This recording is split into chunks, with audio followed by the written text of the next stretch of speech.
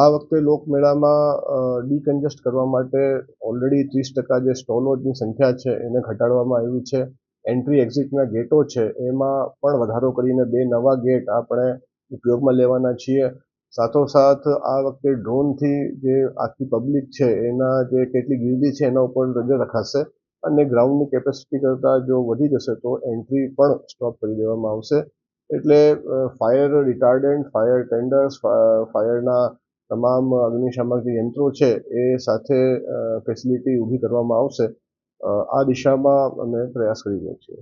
Stall ધારકો ને અમુક માંગો છે જે ડેપ્યુટી કલેક્ટર સાહેબ સુધી એમને ચર્ચા કરી છે.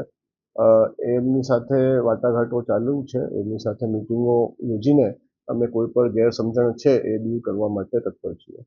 અત્યાર સુધી રાઈડના ભાવમાં કોઈ વધારો કરવામાં આવેલો નથી.